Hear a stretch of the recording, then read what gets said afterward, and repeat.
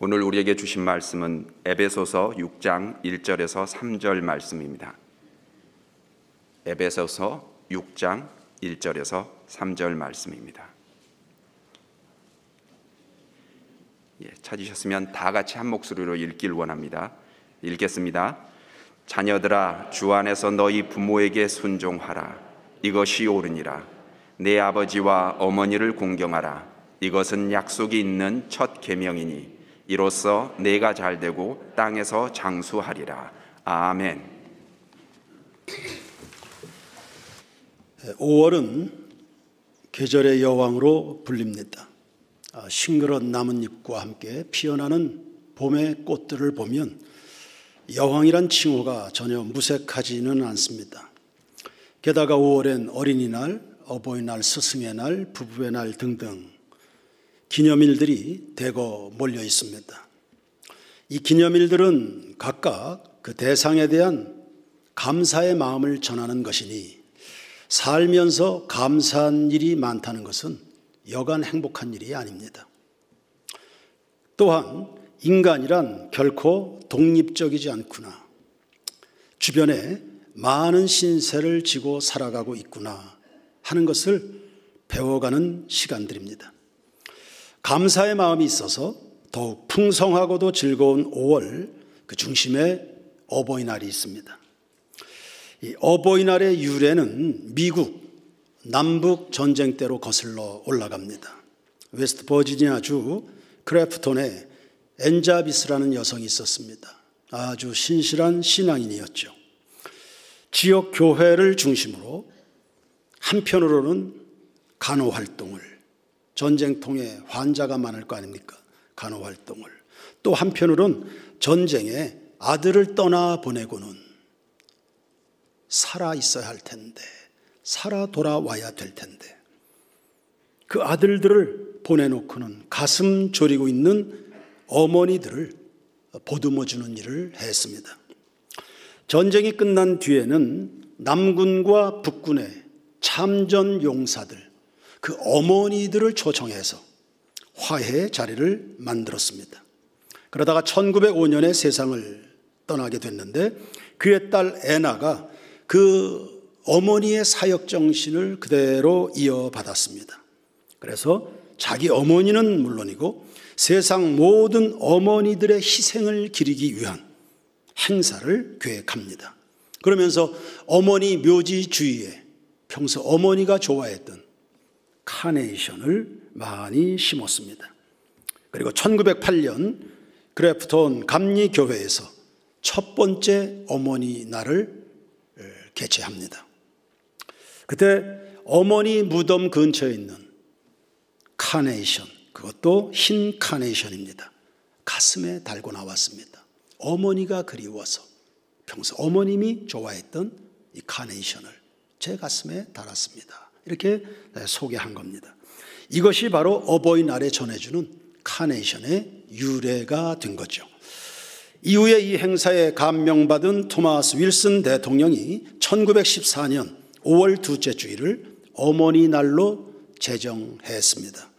그 미국의 영향을 받은 우리나라는 1956년부터 어머니날을 지켰는데, 그래서 어머니들에게 이 붉은색 카네이션을 달아드렸죠.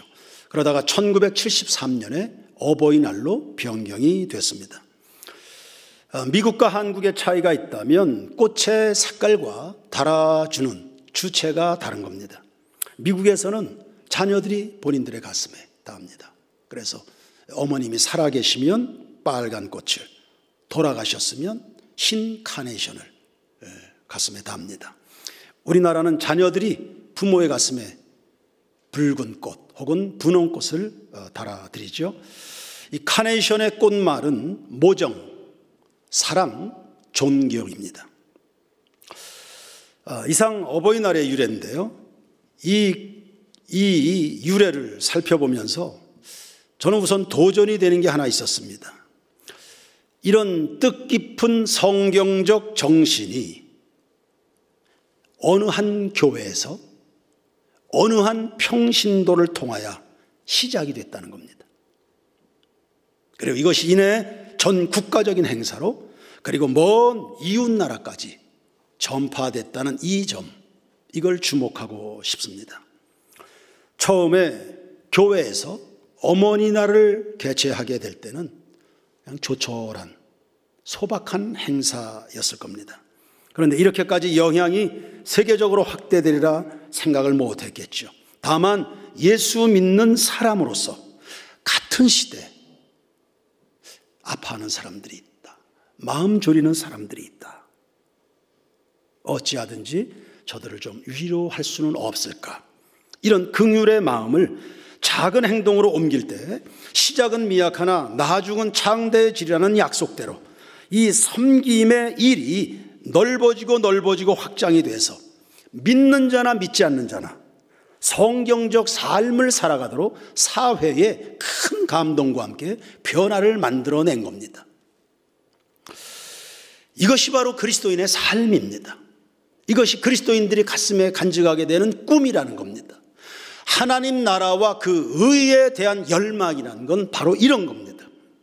시작은 거창하지 않잖아요. 그런데도 하나님이 기뻐하시는 일이다 보니 얼마든지 그 일에 동참할 수 있는 사람들을 붙여줍니다. 그리고 대를 이어 그 정신을 계승할 사람도 등장시켜 주시는 것을 보십시오. 그렇다면 오늘의 우리는 어떤 생각 속에 살아가고 있는가? 과연 나는 이 사회에 대하여 꿈을 가지고 있는가? 신앙은 동사라고 했는데 주님의 마음을 이웃과 나누는 일에 관심이나 진실함은 있는 것인가? 나는 주의 일, 곧 성경적 정신이 이 땅에 스며들도록 하는 일에 어떻게 쓰임받고 있는가를 물어야 되지 않겠습니까? 하나님은 모든 인간으로 하여금 의미 있는 일들을 충분히 수행하도록 은사를 주셨다고 저는 믿습니다. 한 인간의 가치는 그 하나님의 꿈을 간직하면서 하나님의 손에 붙들려 쓰임받는 데 있습니다. 하나님은 그 다양하고도 충분한 능력을 우리에게 주셨다면 단지 나 자신의 생계 문제나 삶의 질 만족을 위해서만 쓰라고 주셨을까? 그건 아닐 겁니다. 예수님은 하나님의 아들이십니다. 그분은 위대하신 분이셨죠. 주변에서 떡 만들어 먹어라, 우리의 왕이 되달라, 숱한 유혹이 있었지만 하나님으로 부여받은 그 권세, 그 권위를 어느 한순간도 자기 자신을 위해서 사용하신 적은 없습니다. 다만 십자가의 못 박히심을 통해서 이 땅에 어느 누구도 흉내내지 못하는 인류 구원의 일을 이루어내신 겁니다. 우리는 바로 그 예수의 뒤를 따르는 사람들입니다. 히브리서 10장 24절에 서로 돌아보아 사랑과 선행을 격려하되 마지막이 가까움을 볼수록 더욱 열심히 하라고 했습니다. 그러니 성도 여러분, 선한 일의 꿈을 꾸고 의로운 일을 계획하시고 그것을 실현하는 일에 주저없는 용기 있는 성도들 되기를 주의 이름으로 축원합니다. 오늘 우리가 실천할 선한 일은 부모님들의 마음을 흡족하게 하는 겁니다. 숱한 세월 동안 낳고 기르느라 남모르는 수고와 눈물과 상처를 견뎌내셨을 그분들입니다. 우리가 기쁘면 우리보다 훨씬 기쁘고 우리가 아프면 우리보다 몇 배나 아픈 그분들. 이명박 정부 시절에 방송통신위원장을 지낸 최시중 씨가 기자들과의 간담회에서 자신이 겪었던 그 가난을 소개한 적이 있습니다. 어렸을 때 무척 가난했습니다. 끼니를 걸을 때가 한두 번이 아니었죠. 어느 날도 저녁을 굶었습니다. 줄임배를 움켜쥐고 겨우 잠자리에 들었다가 아침에 눈을 떴습니다. 어머니가 그냥 누워 계십니다. 밥상이 차려질 기미가 보이지 않습니다. 또 굶는구나. 그 순간에 어머니가 얼마나 미웠는지요. 이렇게 살 거면 왜 자식들은 낳았는가? 그 부모에 대한 원한이 사무쳤습니다. 그런데 자신이 어른이 돼서 자식을 키우다 보니까 끼니 때에 자식에게 밥을 못 해주는 부모의 마음이 얼마나 찢어졌을까. 그때 비로소 느끼게 된 겁니다. 그러면서 철없이 부모를 저주했던 자신이 한없이 죄스러웠노라고 자신의 심경을 고백한 겁니다. 이것이 바로 부모님들이시죠. 실컷 사랑 주고 평생 눈물 주고 그러다가 진액을 다 쏟고는 힘이 없이 우리 앞에서 사라져가는 그분들, 가시고기와 같은 그분들, 그게 부모님입니다. 이런 부모님을 우리는 어떻게 바라봐야 됩니까? 첫 번째, 공경하라 했습니다. 이 공경은 히브리어로 카베트입니다. 하나님을 경외할 때 사용되는 단어입니다. 그러니 하나님을 경외하는 그 무게로 부모를 섬기는 겁니다. 우리 세인교회 성도들은 참 열심히 있다. 저희 교회를 아는 주변의 사람들은 그렇게들 말합니다. 참 열심히 있다. 시간 참 열심히 있다. 하나님을 사랑한다. 주의 일에 참 충성한다. 봉사한다. 동일한 무게로, 그 열심으로, 그 가치로, 그 마음으로 그대로 그 마음이 부모님에게 가는 겁니다. 그게 공경입니다. 마틴 루터는 부모는 하나님의 대리인이라 이리 말한 적이 있습니다. 그러니까 부모의 배후에 하나님이 계신 거죠. 하나님이 여러분에게 오실 때 부모를 통해서 오는 겁니다. 하나님은 우리를 이 땅에 내셨습니다. 우리를 양육하고 보호하시고 공급하십니다. 누구를 통해서요? 부모를 통해서 하는 겁니다. 그리고 부모의 마음에는 하나님의 마음이 있습니다. 부모의 손길엔 하나님의 손길이, 부모의 눈물과 희생에는 부모님의 바로 그것이 담겨 있습니다. 우리는 하나님을 배우는 겁니다.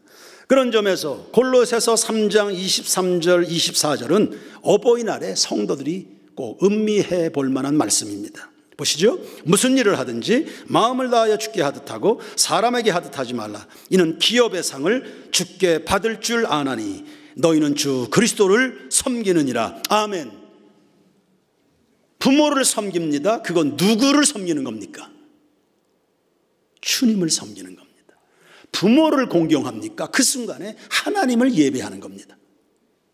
두 번째, 부모님은 어떻게 섬깁니까?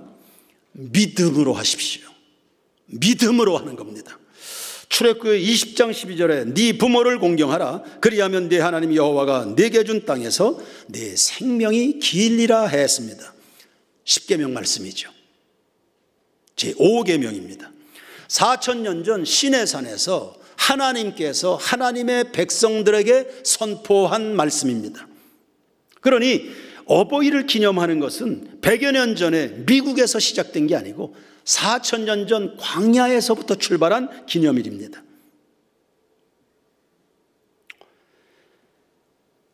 하나님이 주신 말씀이니까 이 부모 공경 도리는 사람이 세운 제도가 아닙니다. 고로 부모 공경, 즉 효도는 인간 윤리를 넘어 신앙입니다. 기분 따라, 감정 따라, 혹은 이해관계를 따라 그렇게 움직이는 거 아닙니다. 이 모든 것들을 초월합니다. 하나님이 말씀하셨으니 뜻이 있는 줄 알아서 내 생각과 판단을 버리고 순종하는 것입니다. 우리가 하나님을 다 이해해서 그분 사랑합니까? 하나님이 행하시는 일에 우리가 다 동의가 돼서 순종하는 것입니까? 믿음으로 하는 것입니다. 때로는 부모들의 어떤 행동이 용납이 안 되는, 부모님 돌아가시고 내가 이리도 장성했는데도 부모님들에 대한 그 상한 마음들이 해소가 안 되는 사람들이 있더군요.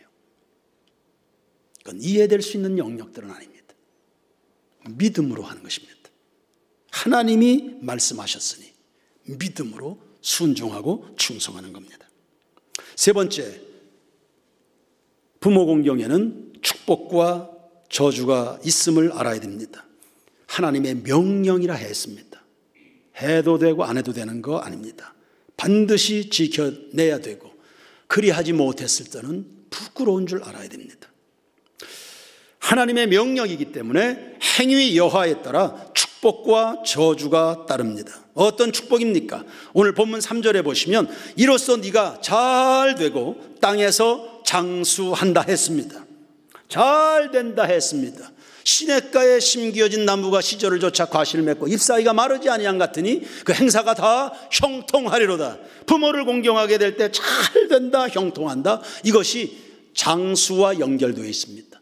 그 형통함, 범사가 잘 되는 것이 지속성을 가지게 됩니다. 우리 중에는 잘 되어서 이제 좀 먹고 살만하게 됐다 싶은데 갑자기 쓰러져 버리는 그 참 안타까움을 느끼게 해주는 우리 주변의 사람들이 있습니다. 이제는 좀 됐다 싶은데 이 모든 것들이 허망하게 되어버리는 경우들이 있습니다. 지속성에 문제가 있는 거죠. 하나님은 우리의 소득이시며 그 분깃을 지키시나이다. 잘 되기도 하고 그게 지속이 돼야죠. 우리 세인교회가 부흥이 일어날 뿐만 아니라 이것이 자자손손 지속이 돼야죠. 한국교회가 하나님의 영광으로 지속이 돼야죠. 여러분의 자녀들이 하나님 앞에 복을 받아 그것이 누구에게도 도적질 당하는 일이 없이, 빼앗기는 일이 없이, 상실하는 일이 없이, 에덴 동산이 상실하는 것처럼 말입니다. 그런 것 없이 지속되는 축복, 이거 모두가 누리게 되길 주의 이름으로 축원합니다. 사람들마다 축복의 복이 마릅니다. 그래서 어떻게 복을 얻을 수 있을까 두리번거리는데 고민하지 마십시오. 부모 공경이나 잘하십시오. 부모 공경만이라도 잘하십시오. 네가 부모를 공경하면 이 땅에서 잘 되고 장수하리라 약속하셨으니 그 말씀대로 이루어질 줄로 믿습니다. 다윗은 효자였습니다. 요셉도 효자였습니다. 룻, 축복의 대명사이자 효부 중의 효부였습니다. 공궁에 빠져있는 시어미 나오미 곁을 끝까지 지켜냈습니다. 역사에 길이 남는 며느리가 됐습니다. 젊은 나이에 기구하게 과부가 된 어린 처자였습니다. 그런데 다윗의 왕가를 이루는 인생의 대반전을 이루었습니다. 부모를 공경하라. 네가 잘 되고 이 땅에서 장수하리라.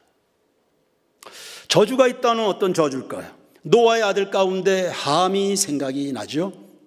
평소에 아버지 권위를 무시합니다. 그분의 명예를, 세 글자 이름, 명예를 지켜주는 요 일, 작은 일에조차도 충성하지 못합니다. 그러니까 사소한 일에조차도 아버지를 공경하지 않았습니다. 아버지를 험담하죠. 자손 대대로 종의 신분으로 전락했습니다. 이 한계를 넘는 게 수천 년 역사 동안 얼마나 힘겨운지 모르. 지금까지도 힘겹습니다. 창세기 9장 25절에 이에 이르되 가나안은 저주를 받아 그의 형제의 종들의 종이 되길 원하노라. 종도 서러운데 종들의 종이니, 그러니까 지극히 낮아지는 거죠. 사람이 괜히 낮아지는 거 아닙니다. 하나님이 낮추시니까 낮아지는 겁니다. 함의 행동에 아버지 노아의 마음이 상했습니다. 그 순간에 하나님 아버지, 그에게 아버지를 내보낸 하나님 아버지의 마음이 상하는 겁니다. 이게 이 땅에 하나님이 세워놓으신 권위라는 겁니다. 그 권위들의 마음이 상하는 순간에 하나님 아버지의 마음이 상합니다. 에서는 부모의 근심거리였습니다. 신앙도 엉망이죠. 결혼도 자기 멋대로 합니다. 그래서 이삭과 리브가의 마음에 근심이 됐다 그랬습니다. 그래서 에서는 복을 받아야 될 그 순간에 받을 복이 자기에게는 없다는 사실을 발견했을 때 대성통곡했습니다. 그리고는 평생을 동생의 그늘에서 평생을 그냥 동생을 쳐다보면서 그렇게 살아가야 되는 그런 신세가 된 겁니다. 잠언 20장 20절에 자기의 아비나 어미를 저주하는 자는 그의 등불이 흑암 중에 꺼짐을 당하리라. 흑암은 빛이 필요한 거 아닙니까? 의인은 흑암 중에도 빛이 일어난다 했는데 불효자는 흑암 중에 불이 아예 꺼져버린 절망적이죠. 희망이 전혀 보이지 않습니다. 잠언 30장 17절에 아비를 조롱하며 어미 순종하기를 싫어하는 자의 눈은 골짜기에 까마귀에게 쪼이고 독수리 새끼에게 먹히리라. 무섭습니다. 부모의 존재라는 게 이렇게 귀한 겁니다. 간혹 아이들이 부모에게 막 해대는 그런 아이들을 봅니다. 그거 안 됩니다. 방치하면 안 됩니다. 무섭잖아요.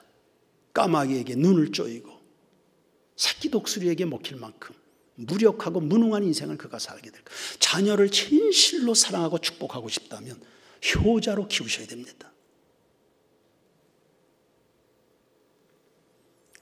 유교의 삼강오륜이 있다고 그러지만 성경과는 비교도 되지 않습니다. 하나님을 사랑하는 그 무게로 부모를 섬겨라. 네 번째, 시대를 살리는 사명으로 효도하십시오.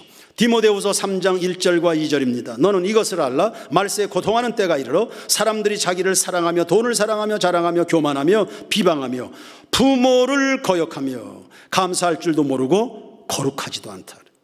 말세의 특징이 뭡니까? 말세는 온갖 것들이 다 힘이 든 시대입니다. 그 말세의 특징, 부모가 없는 거예요. 부모 없는 자식이 어디 있습니까? 그런데 아이들의 안중에 부모의 자리가 없습니다.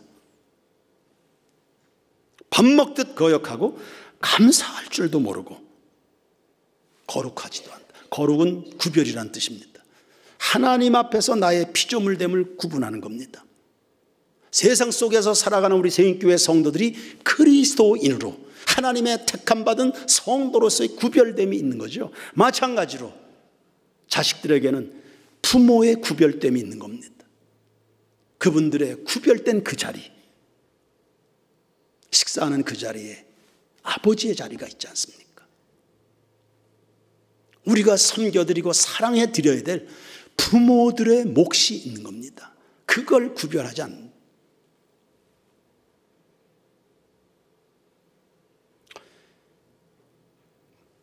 잘하는 자식들이 훨씬 많겠죠. 그러니 이 세상이 아직도 건재할 겁니다. 그러나 때로는 부모가 공경의 대상이 아니고 그저 유산이나 남겨주는 도구로 전락을 해버리는 그런 시대를 우리가 살아갑니다. 그래서 그런 것들이 잘 안 되면 귀찮은 존재가 돼버리고 무시해도 되고 막대해도 되는 그런 부모들, 심지어는 폭력까지도 서슴지 않습니다. 가정폭력 사건 가운데 네 사건 가운데 하나는 자식에 의한 부모에 대한 폭력 사건이다. 여러분, 말세는 하나님의 심판이 급한 때입니다. 그 하나님의 심판이 불효를 통해서 오는 겁니다. 불효 문화가 확산됨으로 자식들의 가슴에 부모의 자리를 잃어버린 그 불효막급한 그 병든 모습을 따라 하나님의 심판이 다가오고 있다. 그러니 이것을 바꾸어 말하면 효도의 문화가 확산이 된다 그러면 이 세상은 복을 받게 되는 겁니다. 효도하는 문화, 사랑하는 성도 여러분, 우리 자신들도 각성하는 마음 따라 다 효자들로 살아가게 되길 축원하고 여러분의 자녀들과 세인교회 모든 교회 학교 아이들에게 효도를 가르쳐라. 효도를 가르쳐라. 효도하는 문화가 확산이 되면 집집마다 잘 되고 건강하고 복을 누리는 태평성대가 임하게 될 줄로 믿습니다. 효자 요셉이 다스리니 애굽이 부강한 나라가 됩니다. 7년의 흉년을 이겨냅니다. 효자가 다스리는 애굽입니다. 효자 다윗이 다스리는 이스라엘은 침노하는 민족이 없었습니다. 태평성대였습니다.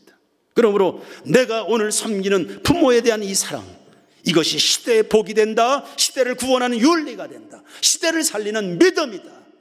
아멘 하시기 바랍니다. 효자나는 교회가 되야 된다. 제자 양성이란 다른 말로 하면 효자들을 길러내는 사역입니다.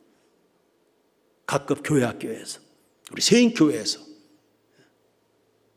그들의 삶의 중심에 부모가 자리할 수 있도록.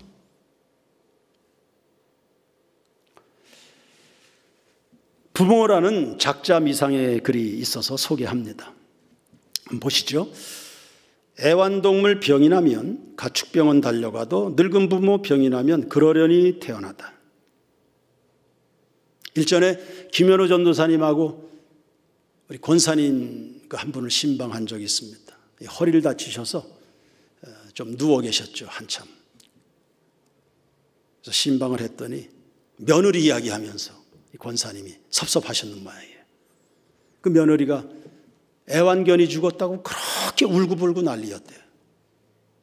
그러면서 이 권사님 하시는 말이, 네 애미 죽었을 때나 그렇게 울어라 그랬대요.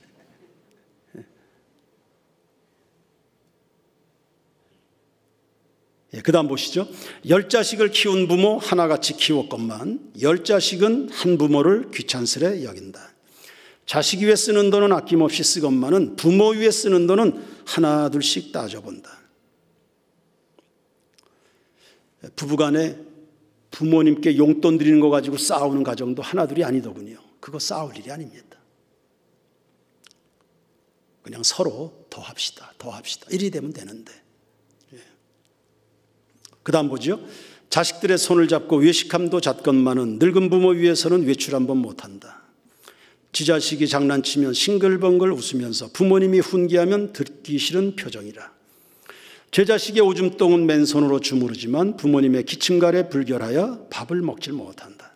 과자 봉지 들고 와서 아이 손에 쥐어주나 부모 위해서 고기 한 근 사올 줄을 모른다.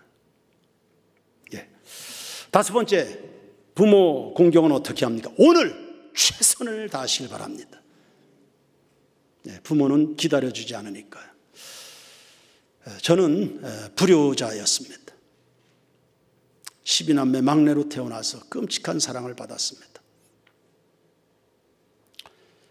제 나이 50대 어머니 돌아가셨는데 중환자실에서 돌아가셨습니다. 돌아가시기 직전 일주일 전에 제가 알게 됐습니다. 그 사랑을 받고 살면서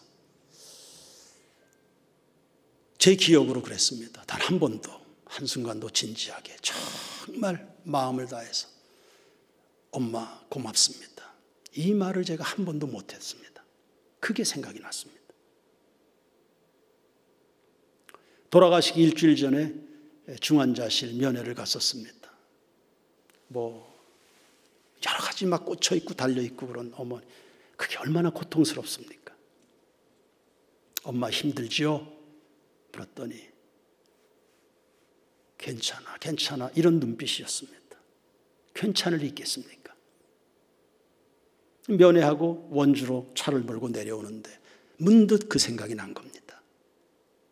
엄마 덕분에 내가 오늘 이 자리에, 그리고 내가 세인교회 담임 목사로 서 있는데 한순간도 엄마에게 정말 고맙습니다, 이 말을 내가 못했다. 그래서 내가 다시 면회하게 될 때는 꼭 이 말씀을 전해드려야지, 그렇게 했는데 그리고는 어머님이 돌아가신 겁니다. 그 말씀을 전해드리질 못했습니다. 지금까지 후회로 남아있습니다. 그것이 계기가 됐는지 모르지만 그때 이후로 저는 감사합니다 이 표현을 적극적으로 더 잘하는 사람이 된 것 같습니다. 기다려주지 않는다. 기회를 잃어버리면 안 된다. 서울 관악교회 최낙중 목사님이 칼럼을 하나 쓰셨는데 이런 칼럼이었습니다. 개척교회 하느라 어려웠죠. 먹고 사는 것도 힘들었습니다. 부모님을 제대로 모실 수가 없었습니다. 그래서 이제 형편이 조금 나아져서 이제 고기 한 근을 사서 어머니를 대접하려고 했는데 이미 어머니의 치아가 다 망가져서 고기를 씹을 수가 없었다. 조금 더 형편이 나아져서 봉고차 하나를 겨우 마련을 했다. 그래 이제 어머니를 모시고 외출이라도 좀 경치 좋은 곳에 구경도 좀 모시고 다니고 싶어서 그렇게 했는데, 그때는 이미 어머니의 관절이 다 병이 들어가지고 걸으실 수가 없게 됐다. 더 형편이 이제 좀 나아져서 주택 하나를 마련해서 이제부터는 어머니를 그나마 좀 편하게 모셔야지 그랬는데, 어머님이 중풍으로 쓰러지시고 이내 소천을 하신 겁니다.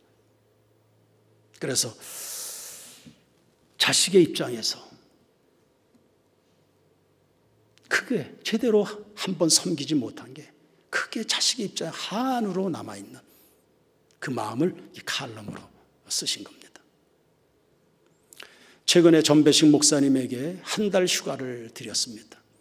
10여 년간 휴가 한번 제대로 하지 못하고 12년간 하루도 빠짐없이 새벽으로 운행해 가면서 교회를 섬겨온 것이 이제 고마워서 그나마 한 달이라도 좀 쉬시라고 휴가를 드렸습니다.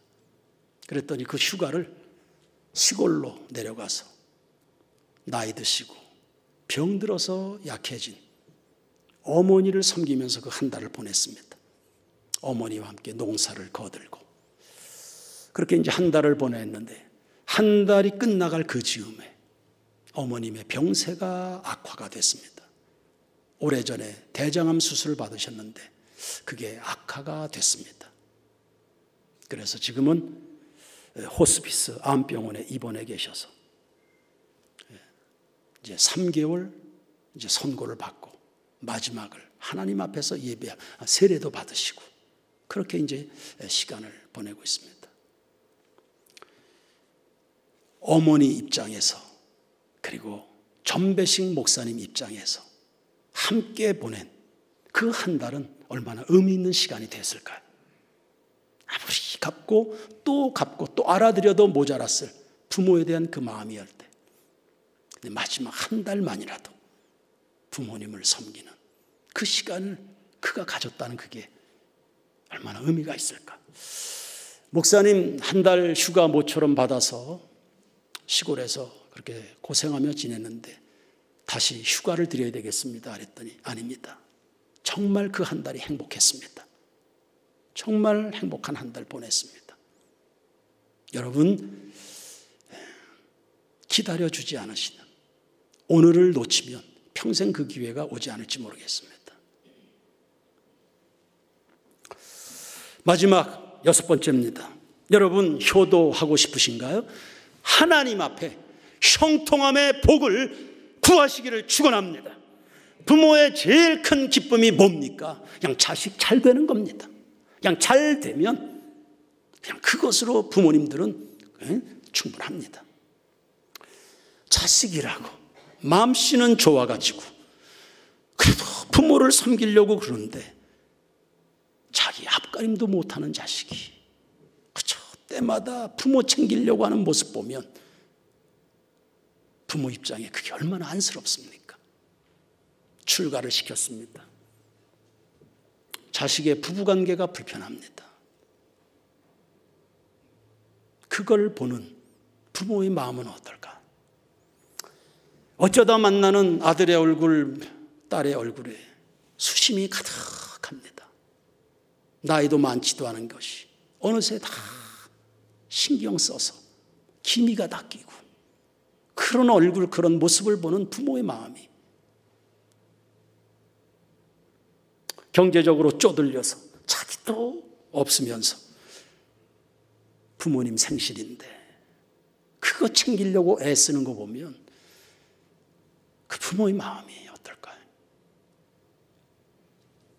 자식이 먼저 병들어서 시름시름 앓고 있다. 그런 자식을 두고 부모가 어떻게 눈을 감을 수 있겠습니까? 그러니 사랑하는 성도 여러분, 복을 받으시고 하나님 앞에, 그리고 그 복을 자신들에게, 자식들에게 유산으로 남길 수 있는 여러분 모두가 되길 주의 이름으로 축원합니다. 복은 누가 주시나요? 하나님이 주시는 겁니다. 그러므로 하나님과 친밀하셔야 됩니다. 신앙생활, 예수 믿는 거, 교회 생활 설렁설렁 하는 거 아닙니다. 하나님과 친밀하셔야 된다. 하나님께 간청하시길 바랍니다.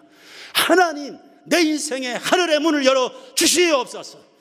내 인생에, 우리 자녀들의 인생, 하나님이여 그 앞길을 환하게 열어 주시옵소서. 부흥의 기간 제일 마지막에 순서를 맡은 분이 문창수 목사님입니다. 제가 소개하기를 하나님께 많이 사랑받는 목사님이라고 소개했습니다. 그분이 강단에서 설교하는 거 여러분 봤겠지만, 설교하면서요, 그 성깔이 다 나오잖아요. 성깔이 뭐 보통이 아니잖아요. 하나님 앞에서 가지는 성깔입니다. 야곱처럼 하나님 앞에 복을 받아야 되는 이 부분에 대해서 절대 양보가 없는, 악착같이 하나님 앞에 야곱처럼 수로보니게 여인처럼 하나님 앞에 복을 받는 그 일에는 절대 물러섬이 없는 거예요.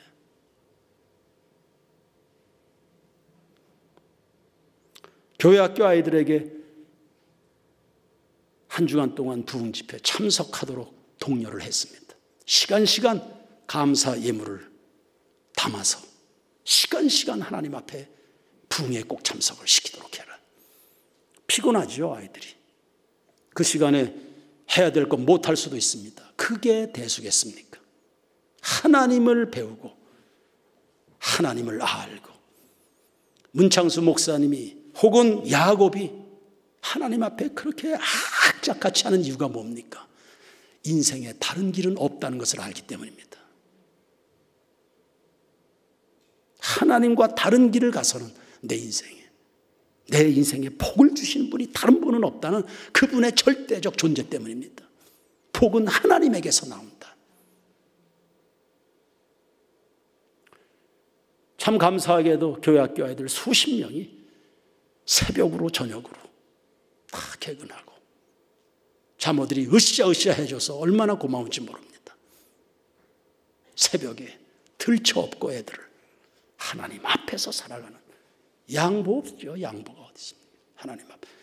저는 우리 세인교회 모든 교회학교 아이들이 에서처럼 나중에 대성통곡하는 일, 그런 거 원하지 않습니다. 설렁설렁 누구처럼 아무개처럼 그렇게 교회 생활하는 아이들로 키우고 싶지는 않습니다. 악착같이 하나님 앞에 주님 기뻐하시는 일이라면, 주님을 만날 수 있다면. 잠언 8장 17절에서 21절까지입니다. 보시죠. 나를 사랑하는 자들이 나의 사랑을 입으며 나를 간절히 찾는 자가, 저 간절히 찾는 자, 새벽에 이런 뜻입니다. 여러분, 새벽을 잃어버리지 않기를 바랍니다. 나를 간절히 찾는 자가 나를 만날 것이니라. 부귀가 내게 있고 장구한 재물과 공의도 그러하니라. 하나님께 있습니다. 다른 데 눈 돌리지 마십시오. 내 열매는 금이나 정금보다 나으며 내 소득은 순음보다 나다. 다 금덩어리 은덩어리에 굶주려 있습니다. 하나님이 부어주시는 복은 그런 가치를 넘고 있습니다. 나는 정의로운 길로 행하며 공의로운, 하나님의 복은 반드시 의와 겸하여 옵니다. 그래서 지속성이 있는 겁니다. 성공했습니다. 출세했습니다. 부자가 됐습니다. 의로움이 없습니다. 그냥 다 하루에 날아가는 겁니다. 그래, 하나님이 우리에게 소득을 주시나요? 건강을 주시나요? 그것이 의와 더불어 있을 때 그게 보존되는 겁니다. 또 보시죠. 이는 나를 사랑하는 자가 재물을 얻어서 그 곳간에 채우게 하려 함이라. 이미 부모님들이 다 세상을 떠난 가정들도 꽤 있을 겁니다. 그러나 그분들만 부모이겠습니까? 우리 교회 어르신들 많습니다. 이웃의 동네 어르신들 많습니다. 엔자비스 그리고 그의 딸 에나가 그들에게 눈을 돌렸던 것처럼, 그래서 성경적 정신이 온 세계를 덮고 있는 것처럼 그분들만 부모이겠습니까? 예배당을 혁신도시로 이전하면서 하고 싶었던 사역들이 여러 가지 있었습니다. 바로 코로나가 생기면서 2년간을 꾹 참아왔습니다. 여러 가지 것들을 계획했는데 그 중에 하나가 원주의 각 동네마다 노인정들이 있습니다. 순차적으로 날짜 정해서 그분들 다 초청해서 대접하고 싶은 마음이 있었습니다. 이제는 해도 될 시점이 온 것 같아요. 그리고는 항구적으로는 노인 복지시설을 우리가 준비해서 인생의 마지막 순간을 하나님 앞에서 매일 예배하면서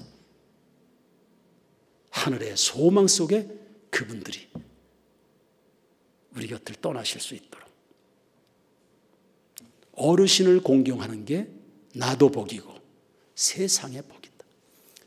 사실 저는 지금도 복 없습니다. 세인교회 목회하는 것 자체도, 게다가 교회 학교까지 참 복 없습니다. 그러나 우리 교우들이 복을 받고 이 민족이 복을 받는 그 일이기 때문에 거기까지 가야 되겠다. 낙심했다가도 또 거기까지 가야 되겠다. 이런 생각을 하게 됩니다. 자자손손 이 땅에서 잘 되고 강성하고 번창하고 형통한 여러분 모두의 인생이 되기를 주의 이름으로 축원합니다. 축원합니다.